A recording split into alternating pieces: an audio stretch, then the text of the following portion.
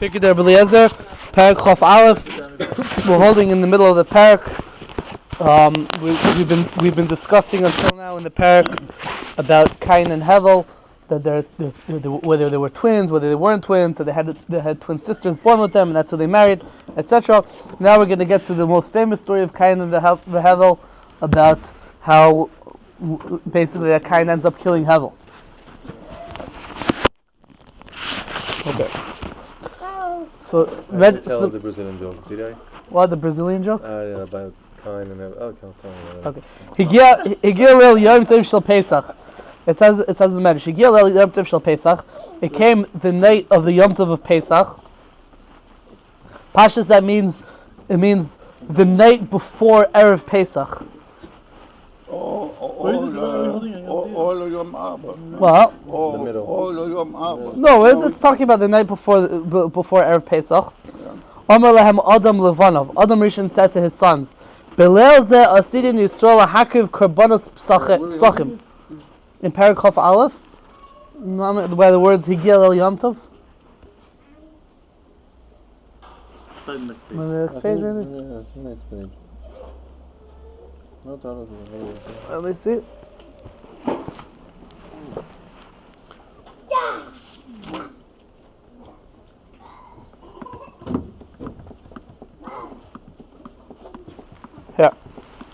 Here. Okay, so it says, so Adam Rishon said to his sons, on this night, Klal Yisrael are destined to bring their korban Pesach. So you should also bring a korban Pesach. That's what he said to his sons, Cain and Hevel. So Pashtus, the way I understood it is that it's talking about the night before Erev Pesach. Because if Leil Yom Tov Shel Pesach means the night of Pesach itself, it's already too late to bring a korban Pesach, and it's not Belel Zeh Asidin to bring a korban Pesach. They would have brought it the afternoon before on Yadala, not on the night of Tezvav. Maybe Leil means like afternoon. The afternoon of what?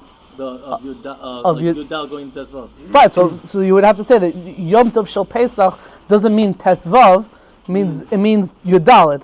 Yes. All right. Makriv. When do they makriv? They're makrivin in the afternoon of Yudalit. Okay. So and then they eat it at night on the night of Tezvav. Yeah. But that's the lashon of the Torah. If you look in the Torah, whenever the Torah in all of Chumash, whenever it says the word Pesach, it's actually talking about Yud Dalet. What we call Pesach is not what the Torah calls Pesach. What we call Pesach is really what the Torah calls afterwards Chag HaMatzos. What the Torah calls Pesach is what we call Erev Pesach. What we call Pesach, what the Torah calls Pesach is the day that you bring the korban Pesach, which is Yudalet. And the Targum Yonis and also in Parashas Bereishis says that it's talking about. Okay, the Targum Yonis also says that it's talking about Erev Pesach. And okay, so the question is that he said that Adam Rishon said Belel Zeh Asidin, on this night they're gonna bring it, but you don't bring it. First of all, you don't bring it at night, so it doesn't mean night, right? But Lamaisa, I found in the Yalkut Shemoni when it brings down this medrash, it doesn't have the word Belel Zeh. It just says Asidin Yisrael Hakiv Korbanos Psachim, whatever. The Zayis Ranan on the Yalkut Shemoni also, he says that Leil Yom Tov Shel Pesach just means like Pesach time. It doesn't necessarily mean the day before, the day after. It just means around that time of the year. So Adam Rishon tells his sons that that's Kufa. That Adam Rishon tells his sons, the Jews are going to bring a korban Pesach, so you should also bring a korban Pesach in front of Hashem. So what do? Hevi Kayin Meiser Macholoi. Cain brought from the leftovers of his food Kloyois, toasted seeds of Zera Pishtan, of flax seeds. These are toasted flax seeds. Of the leftovers of his food, that's what he gave. Mepharshim speak out. The Radal will say, did he give Meiser Macholoi or did he give Zera Pishtan? And here it sounds like both of them go together. It was Meiser Macholoi and Zera Pishtan. Yeah. And interesting, the Bais HaGadol brings from the Zohar in Parashas Kedoshim that if you take the word korban and you spell out the word korban kuf reish beis nun, and you spell out the letters of the word korban is kuf vav pei, korban is kuf reish beis nun, kuf is kuf vav pei, reish is reish yud shin, nun is nun vav nun. So it spells out the word pishtan. What? And the base is basically tough, right? So the last letters of each of the letters, like the last letter of the last letter of spelling out kuf is pei, the last letter of spelling out resh is shin, the last letter of spelling out beis is tough, and the last letter of spelling out nun is nun. So you get the word pishtan. So if you spell out the word korban, the last letter is pishtan. So that I guess is a remez that like pishtan, which is flax, is not such a hush of a thing to bring as a korban. That's like the last thing you bring as a korban. He doesn't say it like that, but could be that's what he means. Cain heard this voice, it didn't feel so well. Right?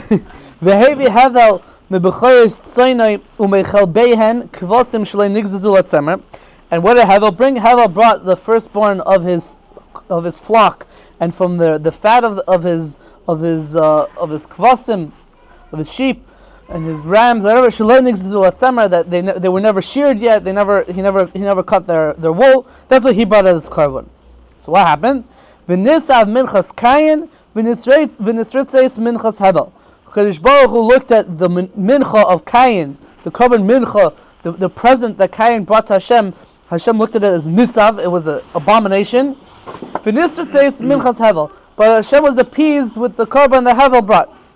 Shneimar, it says in the pasuk, Vayisha Hashem el Hevel ve'el minchasai. Hashem listened to Hevel and to his mincha, but not to the korban of Cain and to his mincha. Hashem didn't listen to it. Hashem didn't want it. The word shah means he turned to. Shah, yeah. He turned to it. Right.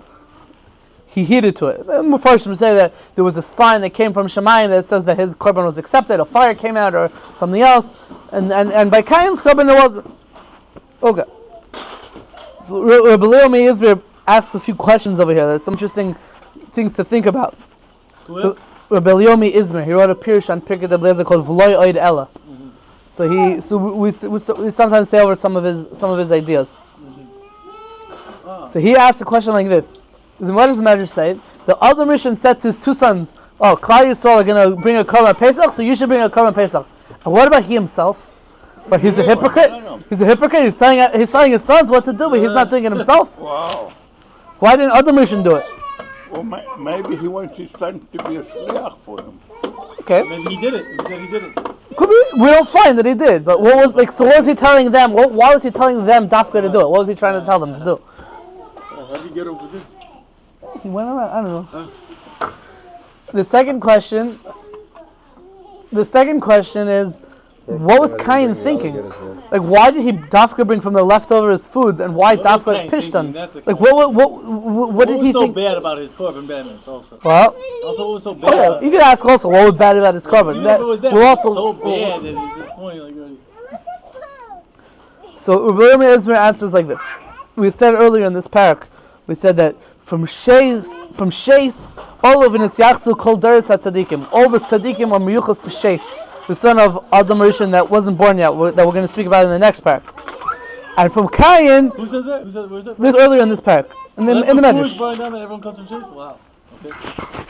Masha Enke, all the Rishonim, it says, are miyuchas to Cain, because Cain was because we said that Cain was married. He rebelled against Hashem, and he said, we don't need the drop of your rain. So all the Rishonim that say that, they're miyuchas, they're connected to Cain. That's what it said earlier in this parak. So Rabbi Yomi Izmir says like this. It says the Mitzrayim, we find that the Mitzrayim also said the same idea. That the Mitzrayim, there's a medrash in Ois Rabbi Kiva, Ois Kuf. It says, Amar Paro Moshe Aaron. Paro said to Moshe and Aaron, Atem Ayrim Shelikeichem Merid Tal Umatar. You say that your God brings down the rain and the dew. Hakva Yeshli Nilus Nar Shu Yotzim Mitachas Eitz HaChaim Umeimo Isparchis. Well, I don't need it because I already have the Nile River, and the Nile River overflows, and that supplies all the water that we need in Mitzrayim. So you're saying the godless of your God is that He gives rain? I don't need your God, right? So that's exactly what the Medrash says earlier in the parak has to do with Cain. So you see, there's a connection between Paro and Mitzrayim and Cain. So it says like this, and also I just noticed this in the Haftarah of the first day of Sukkot. So it talks about that all the people that didn't come to Yerushalayim to be oil the regal for Sukkot, all the goyim they're going to have some disease that all their limbs are going to fall off or whatever, right? And then afterwards, when it says that when Mashiach comes and there's going to be one Malchus over the whole world, so it says that all the goyim that don't come for Pesach, that don't come to Beis Hamikdash for Sukkot, so Hashem said, I'm not going to give them rain. That's what it says in the pasuk. And then it speaks out Mitzrayim.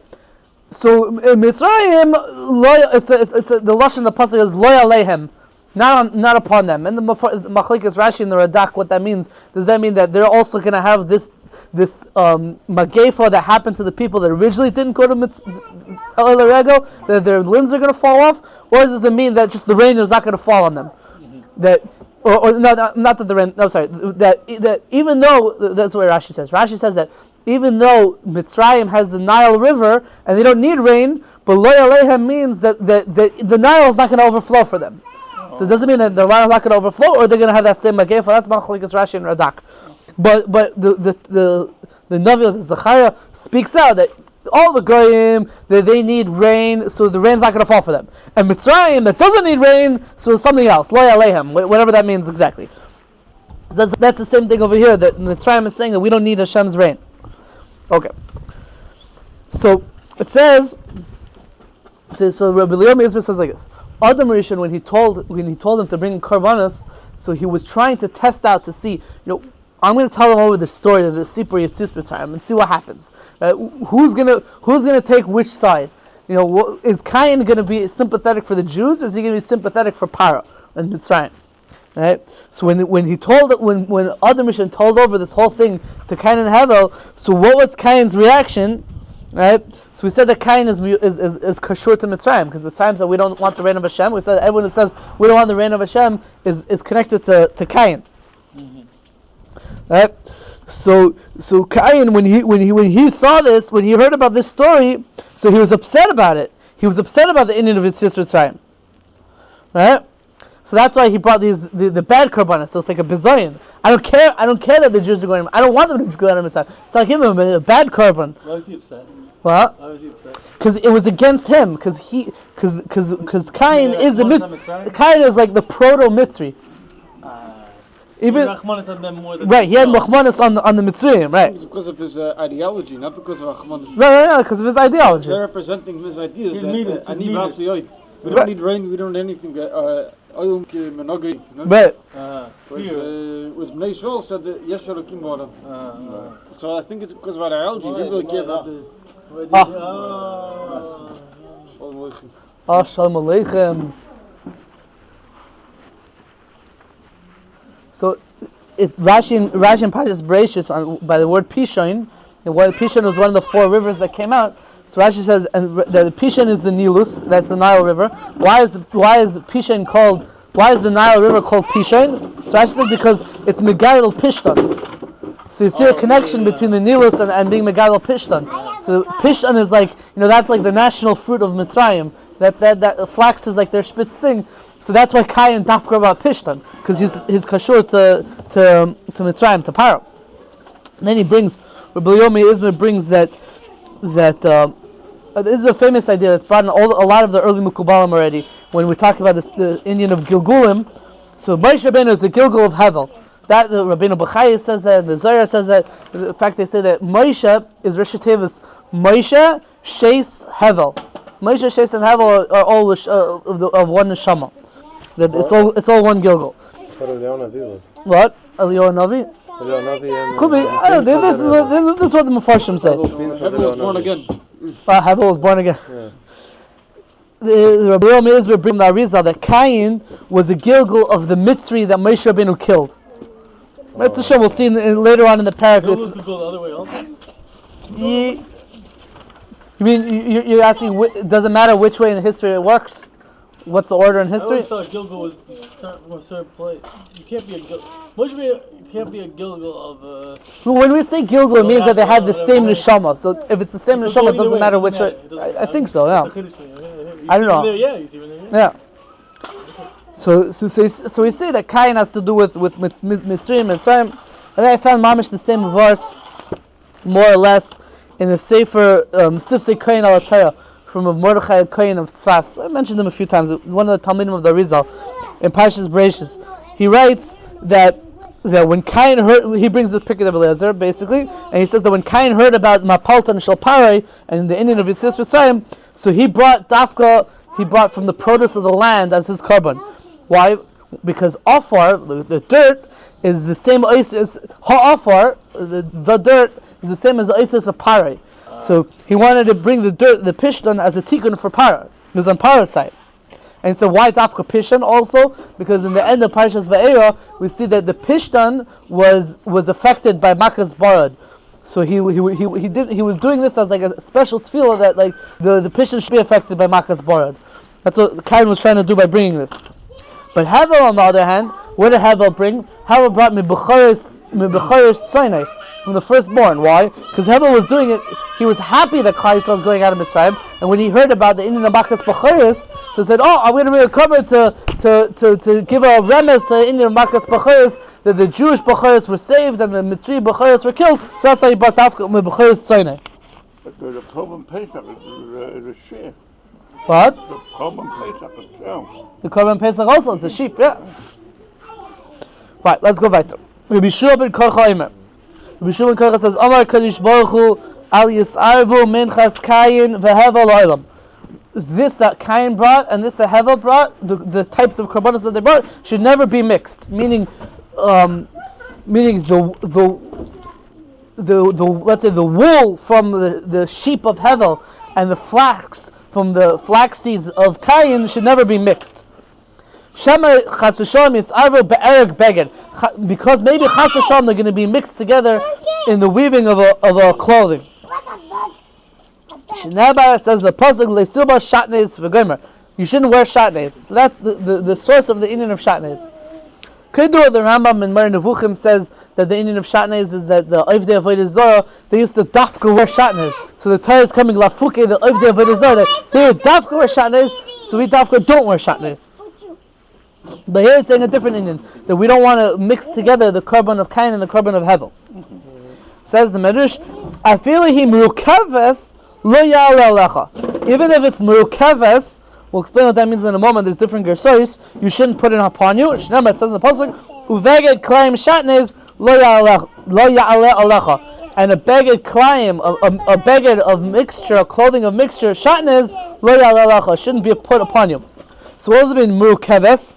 So the first, I have a few explanations. One pshat, merukaves, the Radal says, is referring to it's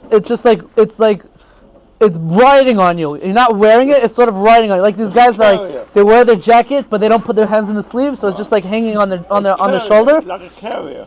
Yeah, you sort of like you're carrying it. Right. So you're just carrying it. You're just carrying it. That you're not allowed to wear it like that either. Because it says lo ya'aleh alecha. Besides lo silbash, there's also lo ya'aleh alecha. Shouldn't go upon you. Then he says that no, but the lashon of merukaves doesn't sound like it's riding on you. It sounds like you're riding on it. So then he wants to say that maybe it's talking about the isser of, let's say, using a carpet made out of Shaatnez.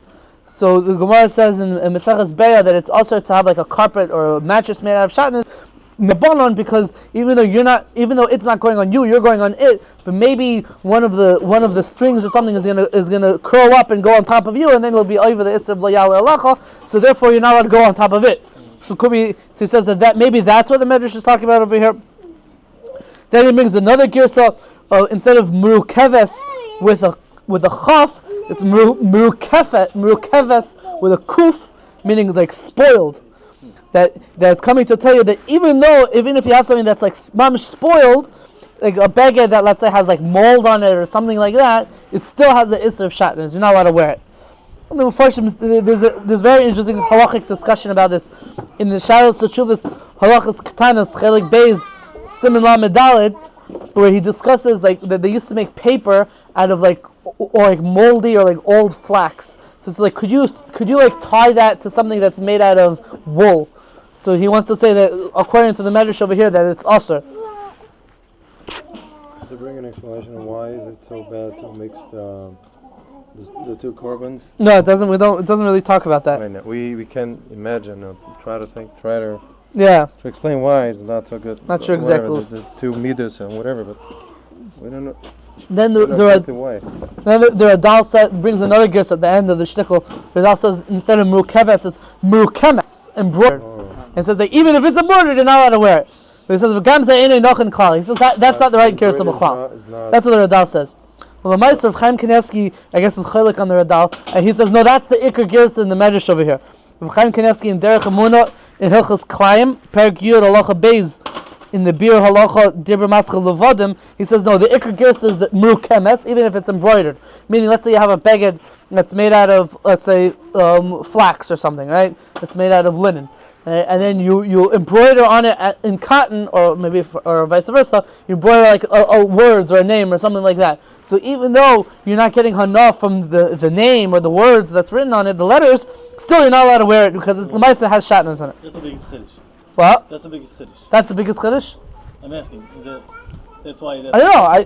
Because it's not woven together. So it's not something on top. But that's why it's the biggest Yeah. chiddush. That's why Like painting on. you wouldn't have known that. I'm saying. Yeah. It could be. But weiter. Rabbi Tzadok Omer. Rabbi Tzadok says, "Nichnasa kina v'sina gedola b'liba shel Cain." Jealousy and great hatred came into the heart of Cain, because a Kadosh Baruch Hu accepted, was appeased from the korban of Hevel. And not only that he was jealous because of the korban, also the extra twin that Hevel had, Hevel's wife, was the most beautiful of all the ladies, and Hevel and Cain wanted to marry her. So Omar, Cain said, "Ani." What? There are two things that caused Cain to be upset at Hevel. One is that Hevel's korban was accepted and his wasn't, and the other one is that Hevel's wife was very beautiful and he wanted to marry his brother's wife. This is the most It says beautiful in the home. Yofa Banashim. Haisa Ishtishal Tumasi Yofa Banashim. Of all the women in the world. By then, right? Yeah, the Chanami. The only three women in the world. The mother. That No. was one of the most beautiful women that ever lived. Right? Yeah, that's the one Bavasra. Yeah. Yeah. She's even more beautiful than that. Yeah, I guess so. Or since Chava was his mother, so wasn't the guy. I don't know. Well, out of two. Omar, so Cain said, "Ani hareges Hevel achi." I'm going to kill my brother Hevel. V'ayakachas ishta, and I'm going to take his wife. Shneimar, it says in the pasuk, "Vayomer Cain el Hevel achiv." Cain said to his brother Hevel, what did he say exactly? You have to see in a moment. Vayi b'yosem basada. When they were in the field, he got up and he killed him, basically. Well, the Mepharshim speak out an interesting idea over here that Rabbi Leo Meir points this out. It's a Pashut idea. The two ideas of why was Cain upset at Hevel seem to be contradictory. Because on the one hand, he's saying, "I'm such a tzaddik, Hashem should have accepted my korban. So I'm upset that he didn't accept my korban." Right? That's on one hand. On the other hand, he's saying, "I'm such a prosta guy that I want to marry my brother's wife, so therefore I'm going to go kill him." So it's like which one is the real How Cain? can he claim to be a tzaddik if he's such a Rosh? Right. So I think that Be'emes, the Bali Musa would say that it's B'chol not a question. The Arabs are the same thing. Arabs? Arabs are the same thing. What? They're extremely religious and they're all Hasidim, they all dress like they're tznius. Yeah, the Rambam. The Rambam. The Rambam says that the Arabs are the most prosta people, even though they. And also non-covenant, right? They have the highest wishes in the world, but they walk around with their robes and they're priests and they're this or whatever. They're very religious people. They beheading high people. Oh, I'm talking. So, Rabbi Meir says the first point wasn't that he was trying to say, "Oh, I'm such a tzaddik, Hashem should have accepted my korban." The fact that Hashem didn't accept his korban, that didn't really bother him as much as the fact that Hashem accepted Hevel's and didn't accept his. That's the point. He was just jealous. It was completely just jealous of his brother. He wasn't trying to say that Hashem should have accepted my korban. Yeah. It's like, fine, don't accept my korban, but don't accept his. What? And the Radal says in parentheses that the name Cain has to do with kina, Cain, kina. Okay. Well, so it said in the pasuk, "Vayomer Cain el Hevel achiv." Cain said to his brother Hevel, "Vayi b'yosem basada," and it was when they were in the field. So what did he say to him? It doesn't say what he said to him. So Paschal Pshat is that he said to him words. The Pirush Ran al Torah, other Mepharshim say this. He said to him words to try to get him away from Adam. And then, once he's far away from, so his father's not watching anymore, then he could go kill him. That's one pshat. The Targum Yonason says a whole different pshat. that he had a whole vikuach with him. I forgot to bring it, but he had a whole vikuach with Cain with Hevel, and he was trying to say to Hevel, it's not fair. Leis din v'leis dayin. Hashem doesn't really care about the world. He doesn't intervene with the world because otherwise he would have accepted my korban. It doesn't make sense. Whatever. And he became happy cursed, and then he went and he killed Hevel. Bali Musa speak about this. That first Cain, who was a Navi, he speaks to Hashem. Hashem is going to ask him like, "Where's your brother?" It's like he speaks mamish to Hashem like face to face. So he became a kafir. He said, "Leis din v'leis dayin." But the Medrash in Bereshis Rabbah, what time is it? You want to put your watch over here so I can keep track of the time? Yeah, why not? I have to go. Seder, call to. Okay, so we're coming. So the Medrash now Zevi stuck, huh? The Medrash in Bereshis Rabbah Paschal Beis Zion. It says, what were Cain and Hevel arguing about? They said, they said, well, let's go and split up the world. One's going to take the land, and one's going to take the metaltalin. Right? And then the one that took the land said, "Hey, you're on my land." So and the other one said, you're wearing my clothing. Another one says, "Take off your clothing." Another one says, "Fly in the air because you're on my land." So it didn't work out, and they got into a fight like that. The other pshat, Rabbi Shul, the Sichlin, B'Shem Rabbi Levi, Amar. No, really, they split up the land and they split up the metaltalin. That was the machlekes. What was the machlekes? They were arguing about in whose land should be the Beis Hamikdash be built. He was saying, the Beis Hamikdash should be built by me. He's saying the Beis Hamikdash should be built by me. Where was the Cain land located? I don't know. It doesn't say. Yehuda and Binyamin, man. What? Yehuda and Binyamin. Yehuda and Binyamin, yeah. But this is way after. Because the pasuk says... Right there, over here almost, you have to say, it wasn't because he didn't want the Beis Hamikdash to be built in his land, according to that pshat before. He just didn't want it in his land. And because the pasuk says, "Vayi b'yasem basada ve'en sada ela Beis Hamikdash," right? Vayi tzayisach lasuach basada, right? Fine, that's another pshat. Actually, the Medrash brings a different pasuk. Tzion sada techoresh. It doesn't bring that pasuk that I said. Fine. Another pshat. Yehuda bar Ami Amar. What were they arguing about? Achava rishena hayimedainim. They were arguing about the original chava. So what's this original chava idea? So the main Mefarshim on the Bereshis Rabbah, the Marzu, the Eitz Yosef, and the Rashash all point to a different Medrash earlier in Bereshis Rabbah Parsha Yud Zayin and Yud Ches, where it says that originally Kadosh Baruch Hu created a Chava when Adam Rishon was awake, and he saw that she was full of blood and this and that, and he was disgusted by her and he didn't want to marry her. So Hashem sort of put her to the side, and then he created another Chava when Adam Rishon was sleeping, right? And that's the one that he married.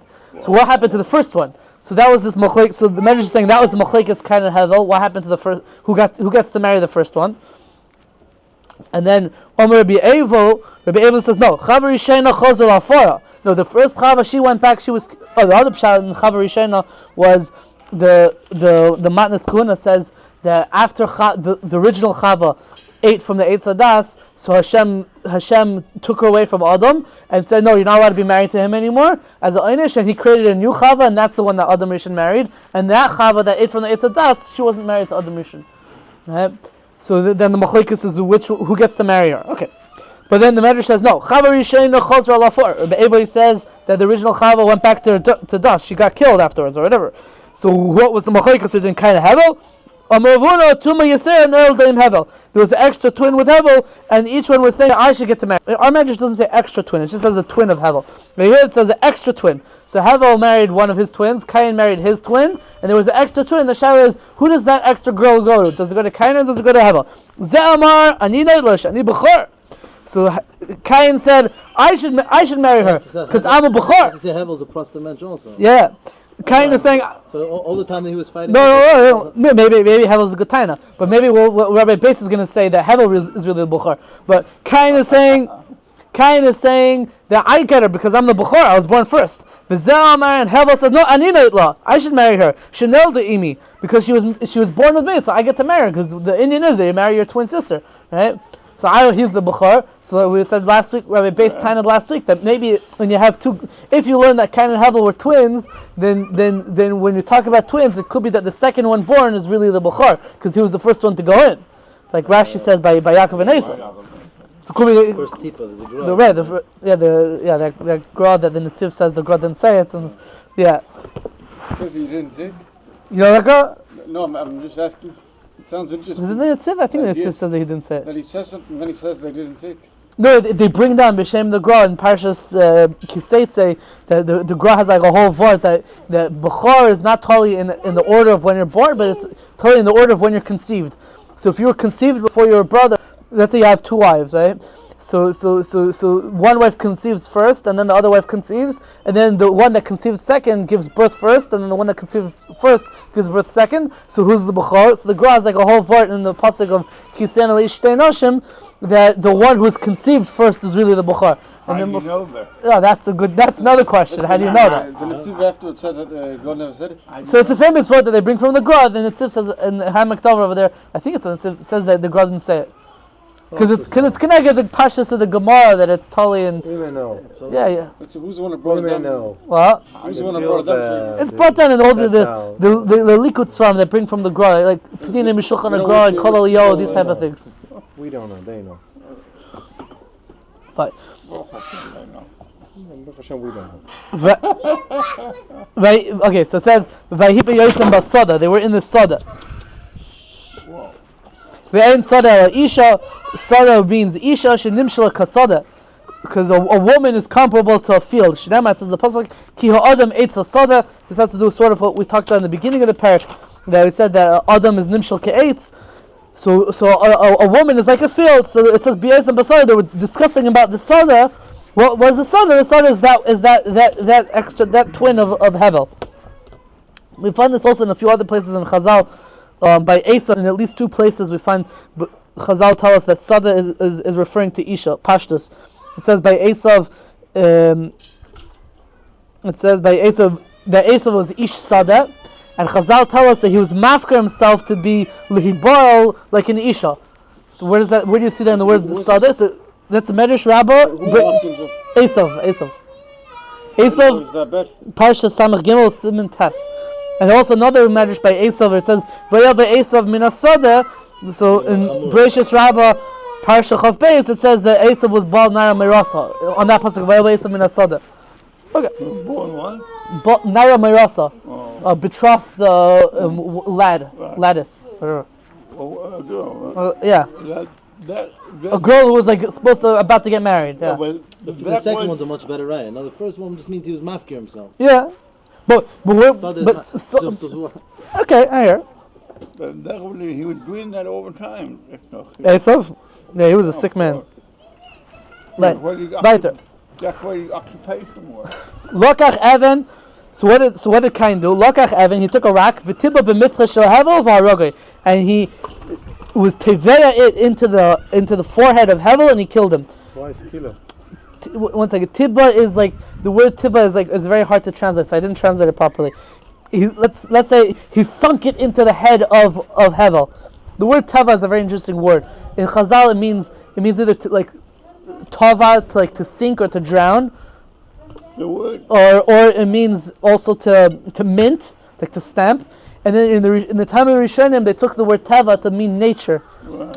It doesn't really mean that in Chazal and the Tanakh. It doesn't really mean that. They took it to mean nature because like nature is something that's like stamped. It's like ingrained into the world. It's sunk into the world. Yeah. No, you get sunk into nature. Yeah. Right. You get sunk into teva. Yeah.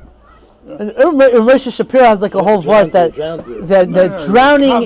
drowning is like the most tevadik way of dying or something. Yeah. I don't know. I heard this once about a word by Chanukah. Zaydim Tibata. I don't remember exactly the whole word. But you know, Chassidus explained that when you put something in water, it gets covered. It gets covered. Yeah, so the godliness gets covered by the nature because it happens all the time. It comes like a regular thing. Right. Right. And also the Targum Yonasan also says that he took a rock and threw it in his forehead. But Shinama says the pasuk Vayakum Cain el Hevel achiv vayagel. Cain got up upon his brother Hevel and he killed him. But Rabbi Yochanan says Lo haya yodea Cain shehanishteres gluyos lefnei hamokim. Cain did not know that the hidden things were revealed in front of Hashem. Me'asa, what did he do? Notal es nivlosei shel achiv v'chofar v'toman oisei baretz. He took the carcass of his brother and he dug and he hid it in the land. Mepharshim say over here, take out the word dug. Just say he hid it in the land. We'll see later on why you have to take out the word v'chafar. So he hid it. He put it somewhere that's like in a hidden place. Amar Kodesh Baruch Hu, Hashem said to him, "Ei Hevel achicha, where is your brother Hevel?" Amar Lefanov, so Cain said to him, "Ribono shel olam, Master of the universe, Shomer Sadeh v'Chayim Samtani, you made me the guardian of a field and of a vineyard. Shema Achi Lo Samtani, but you didn't make me the guardian of my brother." Shenamar, it says the pasuk, Hashem Achi Anochi, am I my brother's guardian? Keeper. Am I my brother's keeper? The way the Radal explains it is that, am I my brother's keeper? Meaning I'm a keeper, but just not my brother's keeper. That's the mashmayis of the Medrash. I'm some keeper. So he's trying to kind of sort of saying like, I'm too busy watching my field and my vineyard. I can't keep track of my brother. I have to keep an eye on this stuff. You want me to watch him too? I don't know where he is. That was his way of getting out of it. Amalai Kadosh Baruch Hu, HaKadosh Baruch Hu said to him, "Harachatzta gam shamati, you killed." The way I would read it is like this: Harachatzta, no, you killed him. Gam shati killed be'achacha tzoyakim elai. Also, I heard the voice of your brother, the voice of the blood of your brother calling out to me. Some of Farshim changed the guess of Harachatzta gam yorashta. You killed him and you also yashined him. I'm not sure exactly how that reads so well, but that's what it is. Oh God, I forgot to mention that the Mefarshim said that how he killed him. So we said that he threw a rock at his forehead. Rashi quotes something different, no? So Rashi and Chumash says he didn't know it. Right, Rashi brings the Medrash Rabbah that says that he shachted him from the neck. He shachted him on the neck. The Gemara in Masechah Sanhedrin says that Cain couldn't figure out where the neshama comes out of the guf, so he was like making holes all over Hevel's body, and until his neshama came out. He couldn't figure out where the neshama comes out. Neshama is on a reveat of blood. Right, Once you that's take true. out the reveat of blood, then the neshama is out. Yeah, is that really true though? If you take out a reveal of a person's blood, he can't live. No. If Nowadays, I think you could take out a pint. take out a pint. A pint is more How than much is reveal, a no? reveal? That's the price. The Kol Demei Checha, that's much more geschmack with lots of holes. A lot of blood. Yeah. If you just sunk him in the ground after putting the thing in his head, it's not really... Yeah. Oh, I didn't mention this. The Zohar in Parshas Bereishis on page Reish Lamed Aleph Amud Aleph. So the Zohar says that Cain bit him. He was biting him all over like a snake. And it says about this we say Kol Dovar Chazer Liyusoidai, because Cain was born from the snake, like we said in the beginning of the parak. Oh. So Cain started taking on the traits of a snake, and he was biting his brother. Wow. So there's different. That also mamash makes a lot of blood. Fine. Kevin Shishama Cain Hadover Nivhal. So when Hashem said to him, I hear your brother, I hear the blood of your brother crying. So Cain was scared. Ve'ereroi HaKadosh Baruch Hu cursed him, Shia Neided Ba'aretz, that he should be always moving around in the land, Ashfichos Domim ve'Amaves Ra, because of two things wrong that Cain did. One is because he was a murderer, Shfichos Domim, he spilled blood, he killed, and also Amaves Ra, on the Misa Mishuna that he gave to Hevel, that he made holes all over him. It was a bloody scene. So because of that, Cain got a curse. He's gonna have to be unsettled in the world and always be moving around. So that would be connected middle, huh? It's a midah connected midah. But the Pir Sharan, show him. The Pir Sharan al Torah. Pir Sharan al Torah says an interesting idea. I just saw this a few days ago. I have to think about exactly how it works out. But he says that the einish of a person who's a murderer is usually golus, right? So it says so really Cain should have gotten golus. The only thing is that when Cain, the place and place where Cain was living, there was no such thing as a set settlement. They didn't live in any specific place. So you can't say like, okay, you live in Beitar, so if you move to Hebron, you're in Golos. Because you didn't live in Beitar, you lived wherever you had to live. Right? So Cain, so Hashem, so his Golos was, he's not allowed to live in any particular place. He had to always move around the world. That's the Golos. That's the Ritzach gets Golos, so this is his Golos. Okay, I don't know, because Cain worked the land, so what land did he work? So I have to know exactly how that works How out. could you do tshuva when he was such a koifer? Huh? How could you do tshuva when he was a koifer? Everyone could do tshuva. Nobody. It's never a question, how could someone do No, tshuva? no, I'm saying he did tshuva. He was a koifer. It wasn't even at the end. No, the truth is that the way of Chaim Shmulevitz in his famous shmooze about Cain, the way he says it, it's like you don't have to say that Cain was really a kofer. It's just that because he was like so shocked and like he didn't chap what was happening and like it was behilus and everything was happening so fast and he didn't realize. So he started going down and he went really down and he ended up saying things that. But I thought there was showing couple we were just saying in Mitzrayim, he's not Mitzrayim. He did tshuva. It's like Yeah. I'm not saying he can't do tshuva. Anyone can do tshuva, but it's like he represents. We were just giving a whole share how he represents all the Rishonim for all dogs. Right. But he did tshuva. It's a steer. Yeah, I hear. Yishmael, okay, we understand he did tshuva, but bad came out of him. That's fine. But we were saying that by Cain. We were saying more he represents Ra. Like, The epitome of evil. he's So- like the epitome of evil. he's like, tshuva, yeah. Like, what? So let's see what the Medrash says about his tshuva. So at this point it says, Amar I Cain, can't really stay. I'll stay for a minute. Amar Cain, the fun of Rebbein Ha'elamim.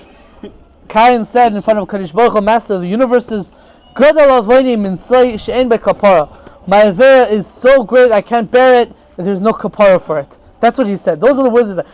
It's so horrible. What it is so horrible that there's no way for me to get a kapara. And the Medrash says, "V'nechshav le'adavar hazeh k'tshuva." That he admitted that he did something bad. That's already considered like a tshuva. But the Radal says this, and Rabbi Yomi Israel also says this, that it wasn't really tshuva. It's like it's nechshav like a tshuva. It's like sort of like tshuva. That's why he had this like show. Yeah. So yeah, he lost. He had lost the no. He lost the no, and just had the nod, right? Yeah. He just had no. He was had no nod, and he said lost the no and just had the nod. Rabbi Yomi Israel brings the famous Gemara in Yuma that says that if a person was nichshal in avera, right? So you're not really mekayim tshuva unless you're in the same place, the same time with the same woman, so to speak, right? And you don't do the avera, then that's tshuva shlema. The Rambam passes that, yeah.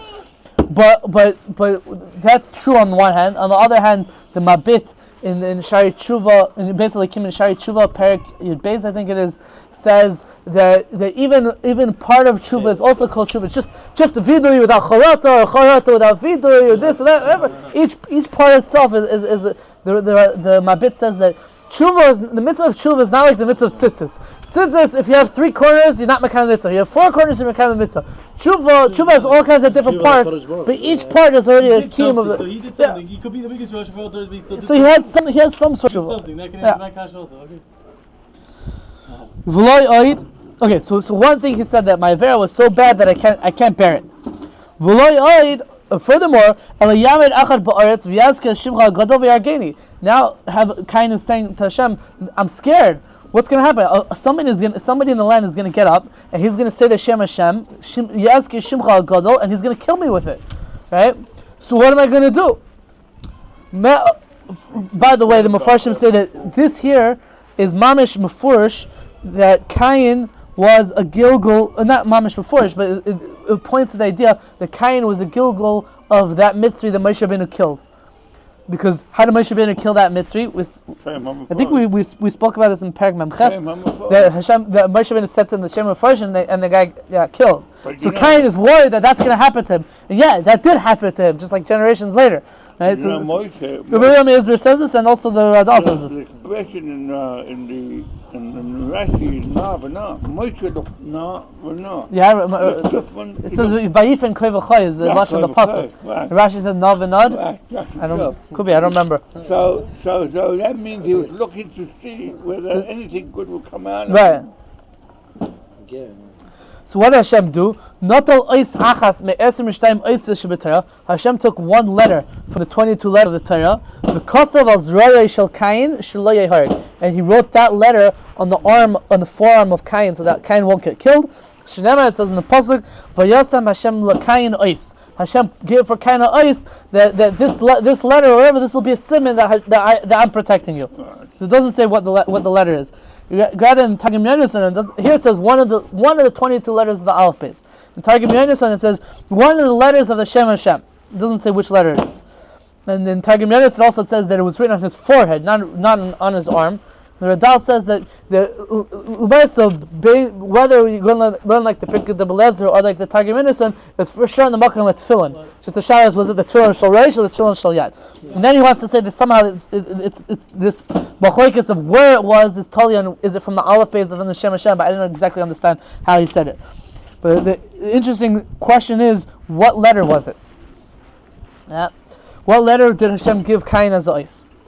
So Rav Chaim Kanievsky in the Sefer L'Machasa Atik in Parshas Bereishis brings a whole bunch of different midrashim of what the letter, different explanations of what was the ice. So it's Kaka, no? So it could be Isam Ksevis Kaka is doing a Maisa of Ksevis Kaka. If it came divinely, so then yeah, could be. It's like he's born with a. It's like being Messiah to Lev Yossin or something. You know, The Medrash Agadol from Teman says there was an ice tough. The Yalkut Ruveni B'Shem Sefer Tagin says it was an ice test.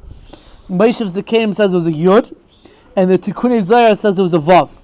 Okay, those are the different letters. And then in Bereshis Rabbah it says other things that Hashem gave over.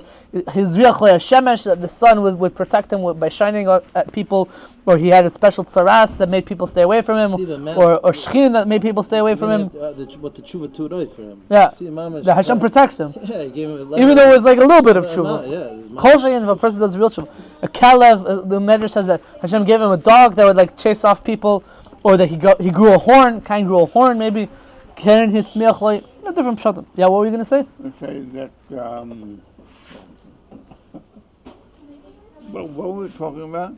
What are we talking about? The letter. We're talking about That Hashem gave Hevel, Cain, the ability to serve over his owners, right. because his owners was too much. So Hashem could have killed him and put him in the ground, right? But really, he kept him alive. So he can endure punishment. Saying he got what he was asking for. Right. He said, "I can't bear the einish." So Hashem said, "Okay, I'll help you out. Now you can bear the einish." He didn't. Hashem didn't say, "I'm taking away the einish." He's saying, "Here, okay, I'll help you out." Exactly what he asked for, he got. Right. Wow, that's right. Very good. Very good. Okay. Says the Medrash, Hakelev shaya mishamer tzayna shel Hevel, hu haya shemer mechayas osada u'meyayif hashamayim. The dog that used to watch Hevel's flock, that same dog was standing there and watching over Hevel's nevela, Hevel's carcass, so that the chayas hasada, the animals of the field and the birds of the shamayim, wouldn't eat it or have anything to do with it. Fine. So it was his body was sort of still intact. Adam and Chava were sitting and they were crying and they were in a veils over Hevel. They didn't know what to do with Hevel. Because they were not accustomed to doing kvura, because this was the first person that died. They didn't know what to do. The Radha says that they knew, Hashem already told them before that offer toshuv, you're made of the dirt and you're going to go return to the dirt and go back to the element that you were created from. But they didn't know how that's going to happen. They thought it's going to happen like automatically. Like a person dies, then he'll turn into dirt. They didn't chop. They're like, no, you have to take a person and then dig the ground and put him in the ground, and then he'll like decompose and return to his dirt. They didn't realize that. They just thought that you're dirt, so you'll go to dirt. They thought it would happen automatically, and then they saw like, oh, it's not happening. Like, what are we supposed to do? Like, they were confused, and they made it compounded their availus because they didn't know what to do. So what did Hashem do? Oh, I didn't mention the Radal says that could be that this is why there's an inyan of when you have a nevela, so the Torah says like kelev tashlichunoi, so you should throw it to the kelev, because the kelev was the one that made sure that the nevela of Hevel stayed intact. So yeah, Mila can get also Mitzrayim also, yeah. And also he brings from the Yalkut Machiri that the word nevela is the Isias Hevel and Nun. So the word nevela has the name, has the letters of the word Hevel in it. So what did Hashem do? He brought something to the world, right? We'll take it. We'll see in a moment. But what's it called? The Rabbi Leah Israel has like a whole word over here. Like, why didn't Adam and Chava bury Hevel? So he brings the Gemara in Sanhedrin Memvavim and Beis has a shiloh. Why do we bury people? Is it because of a bizayon? Because it's a bizayon that for them to for a dead person to be around, so you bury it so it won't be around, or because burying is like a kapara. So he says if it's bizayon, so then we should bury Hevel. But if it's kapara, so then fakir we shouldn't bury him, because then people will think that Hevel did something wrong.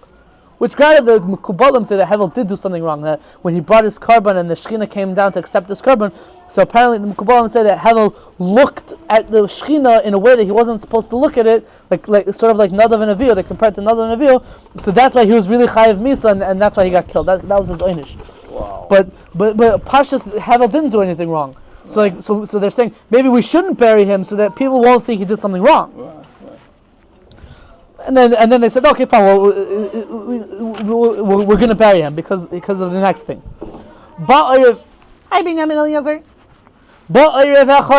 A raven came. A raven that one of its fellow ravens died came, and they saw that that raven came and took its dead fellow raven, and it dug in the ground, and it buried the other raven in the ground. It buried one bird, buried another bird in the ground. Adam said, I'm going to do like the raven. He took the nevela of Hevel and he dug in the ground and he hid it in the ground. This is why over here of Chaim Falachi it says, what do you mean? Cain already dug it in the ground and put it in the ground, so I don't understand how he could dig it again. Why did he have to do that? But that's because Rav Chaim Falachi did take out the word chafar earlier. That the Radal and the other Mefarshim said you should take out the word chafar by Cain originally. Cain just hid it. He didn't bury it. Here we're talking about where they actually went and buried it. So here the Medrash is saying that they learned the Indian of burial from a raven. In the Medrash Tanchuma it says that there were two eifes tahirim, two kosher birds. In Bereishis Rabbah it says that chayes v'eifes tahirim, kosher birds and kosher wild animals. And the Medrash in Bereishis Rabbah says that's why the chayes and the eifes were zeicha to kisui adam, because they showed Adam Rishon how to bury Hevel. So we spoke about where do we learn kisui adam for. We spoke about it a few times already in the Perek of position. Perek Tes we spoke about it, and Perek Tazayin. But that's a different Medrash. Over here we're saying it's from the ravens. And the Radal says that he doesn't know exactly why Dafka ravens, so maybe because we find that ravens brought food for Eliyahu and Novi, but I'm not sure exactly what the inyan of ravens is. Ravens are generally very, they're achzarim. Yeah. And so Dafka to show that even if you're an achzar, so you're supposed to bury people, something like that. Because it's a chesed. It's a chesed, yeah. Chesed shel emes. But we're almost done with the parak. Kaddish Baruch Hu gave good schar, good reward to the ravens in this world. What's the schar that Kaddish Baruch gave the ravens? When the ravens give birth to their children, the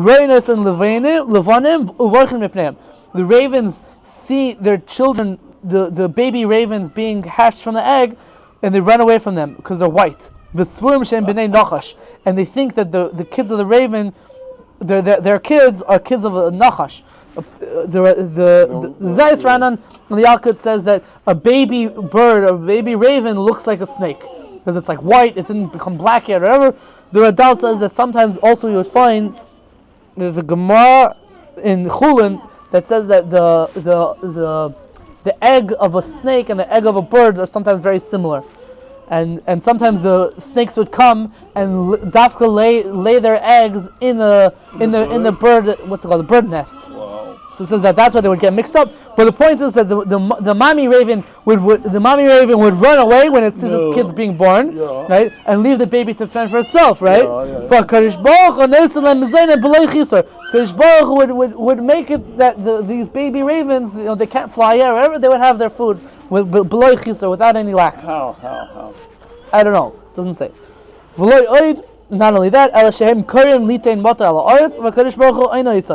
not only that, but the ravens, when they call Hashem to bring rain on the land, HaKadosh Baruch Hu listens to them, and He answers them. It says in the Pasuk, Hashem gives to a behemoth, to an animal, its bread, and to the sons of the raven, when it calls, Hashem heeds to their call and brings rain when the raven wants its rain. But will be Messiah with a bracha that on Chag HaSukkos, HaKadosh Baruch Hu is dining us on the rain, and Hashem should listen to our prayers for rain, and Mitzvah Hashem we should have rain this year. In California. All right, a good morning.